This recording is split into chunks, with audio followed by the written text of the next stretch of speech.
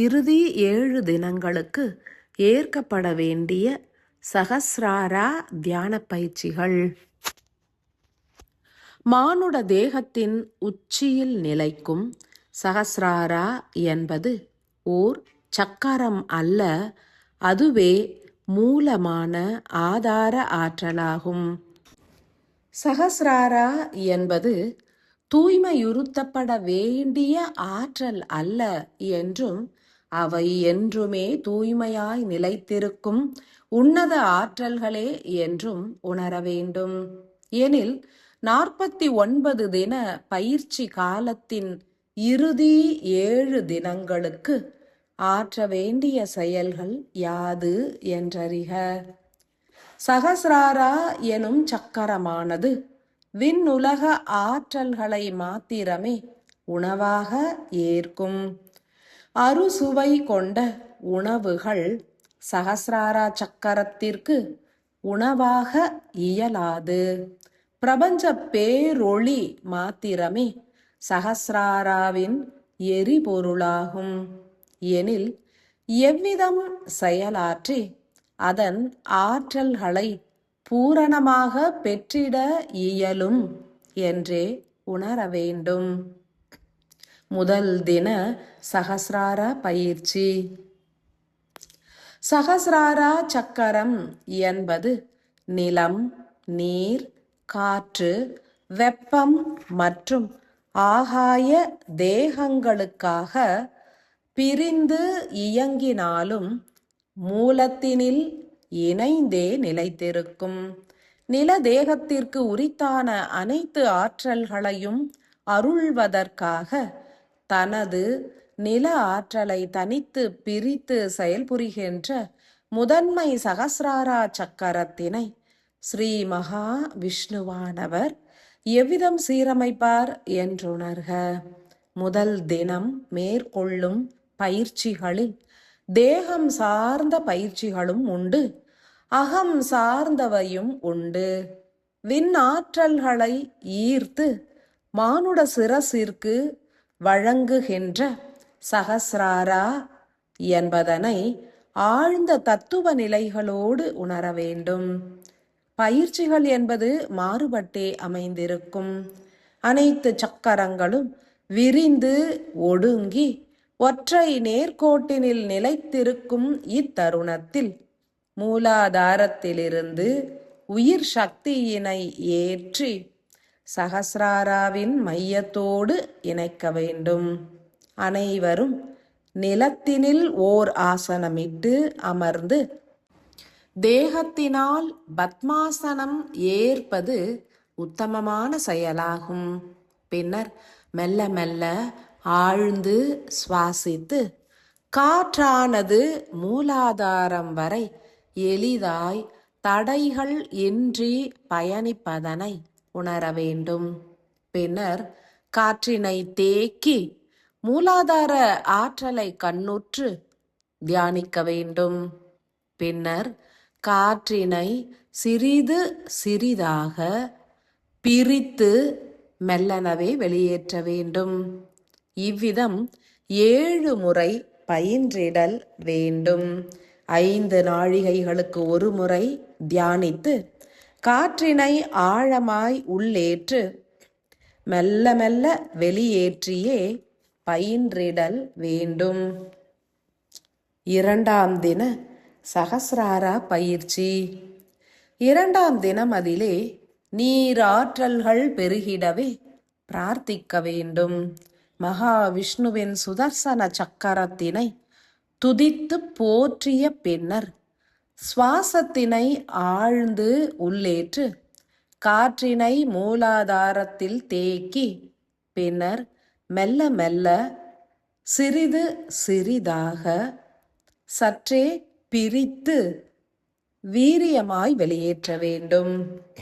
ஆழமாகவும் அழுத்தமாகவும் வீரியமாகவும் வெளியேற்றப்படும் காற்று என்பது மூலாதாரத்திலிருந்து உயிர் சக்தியினை மெல்ல மெல்ல மேல் நோக்கியே ஈர்த்து செயல்புரியும்.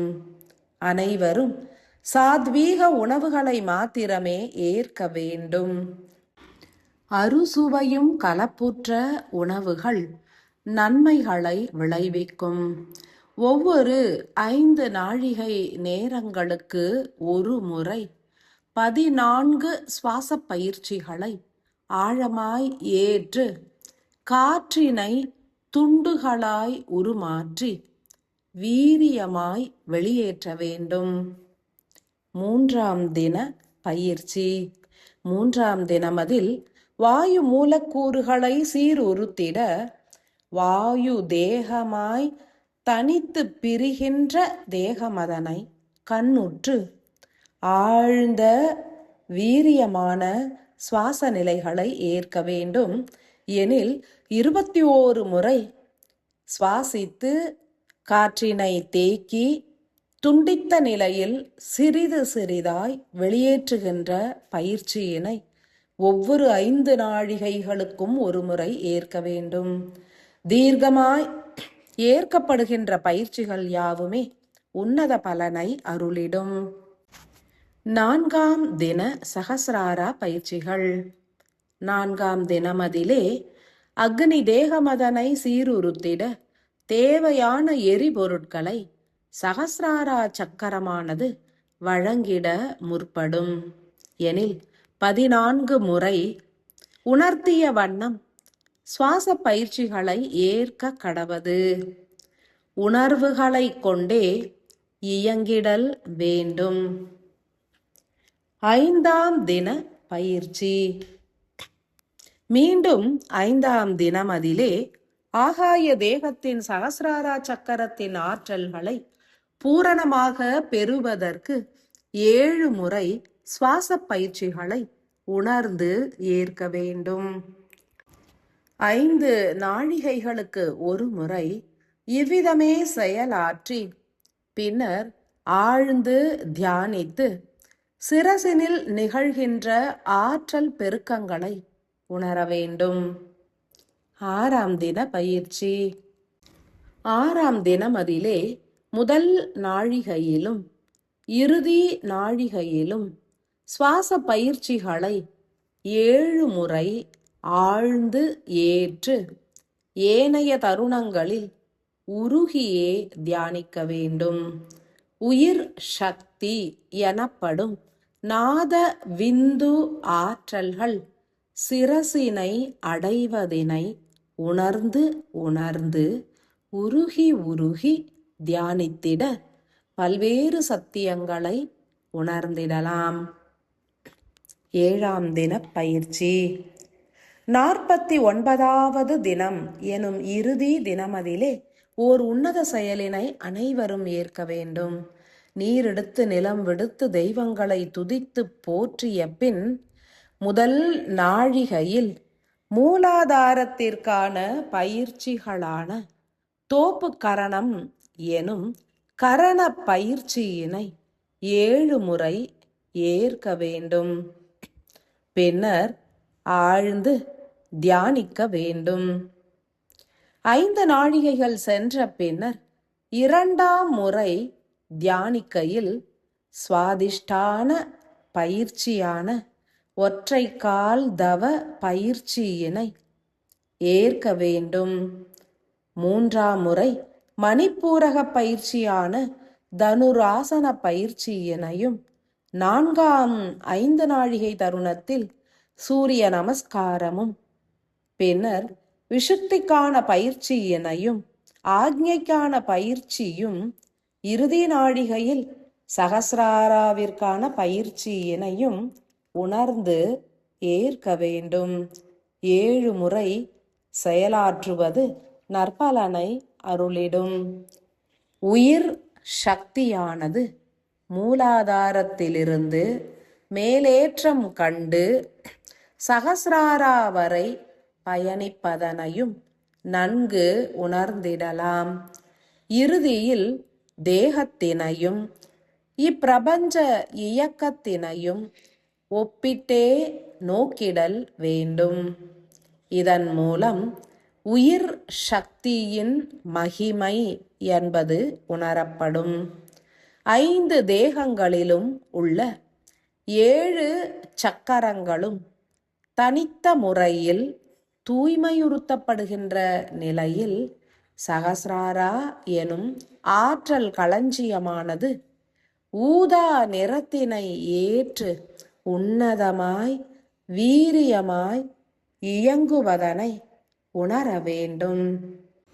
1008 இதழ்களை கொண்ட தாமரை மலரினை போன்று சகசிராரா வீரியமாய் விரிந்து சிரசிலுள்ள ஆக்ஞையோடும் ஏனைய சக்கரங்களோடும் பூரணமாய் தொடர்பு கொண்டு ஒற்றை வழித்தட ஆற்றலை மலர்த்துவதனை உணரக் கடவது.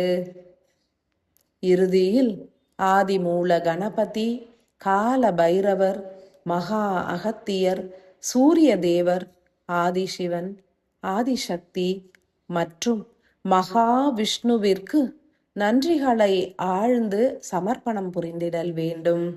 நீரெடுத்து நிலம் விடுத்து நன்றிகளை சமர்ப்பித்த பின்னர் பஞ்ச தேகங்களையும் ஒவ்வொன்றாய் போற்றியே தனித்து நமஸ்கரிக்க வேண்டும். பின்னர் 7 சக்கரங்களின் நாமங்களையும் உரைத்து நமஸ்கரித்து நன்றிகளை சமர்ப்பிக்க வேண்டும். எனில் பஞ்ச தேகங்களுக்காகவும் 7 சக்கரங்களுக்காகவும் 12 முறை நமஸ்கரித்த பின்னர் புத்துணர்ச்சியோடு இயங்கும் தேகத்தினையும் உயிர் மற்றும் மனம் ஆகியவற்றையும் தீர்க்கமாய் உணர இயலும். சக்தி நிலைகள் ஓங்கிடும். மகாவிஷ்ணுவும் தனது சுதர்சன சக்கர ஆற்றல்களை பகிர்ந்திடுவார். உணர்ந்து செயலாற்றினால் உன்னதங்கள் விளைந்திடும். ஸ்ரீ மகா காலேஸ்வரரின் பரிபூரண ஆசிகள்.